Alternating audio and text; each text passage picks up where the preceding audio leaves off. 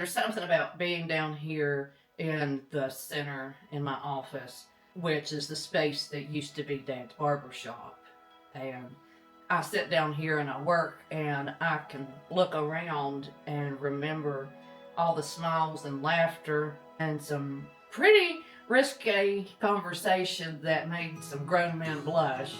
And I can't say that we don't have a lot of good times and a lot of laughter still here. The conversation just might not be as risque, but the principle is the same. It's about creating an atmosphere where people can feel like themselves and they can have a space where they can just have a community.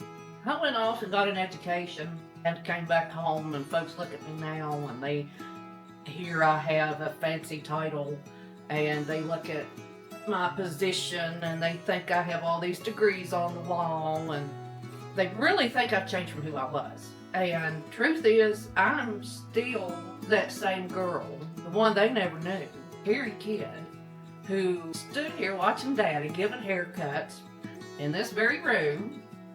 But what I did is I just left and picked up some tools that I could bring home with me. Dad taught me something really important right here in this barbershop.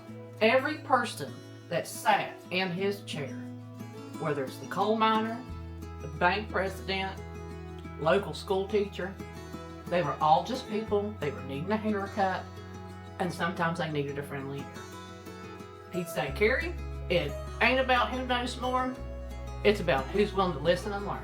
When I first started college, I was scared to death. I didn't even think I was smart enough.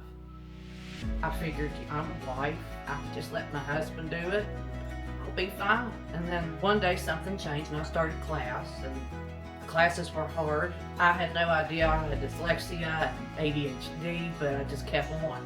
And the one thing that I would remember was something that I learned right here in this barbershop, watching Dad work.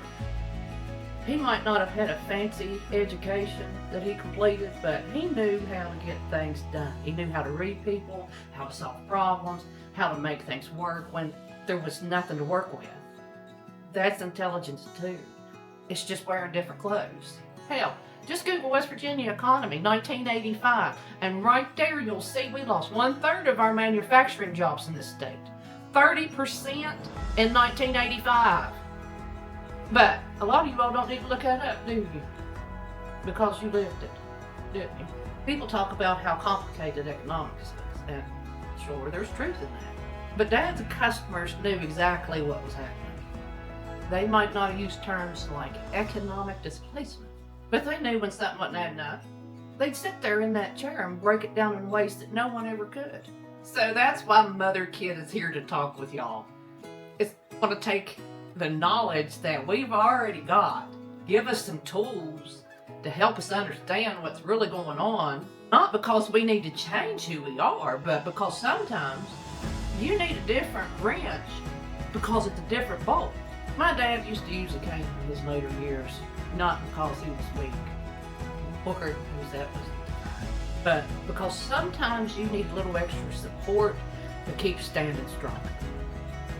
That's what knowledge is. Not a replacement for what you know, but extra support for your journey. So let's talk. Let's really talk. Let's talk about our nation. Let's talk about our community. Let's talk about concerns. Let's talk about our fears. Let's talk about our hopes. We need to make sense of a world that sometimes seems like it's spinning way too fast.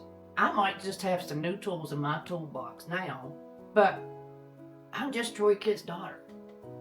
I'm trying to make right in my community, do right where I live, just like he did. And it's like my dad always said, good conversations start over a drink and an open mind. So, y'all come back now, you hear? See you next time.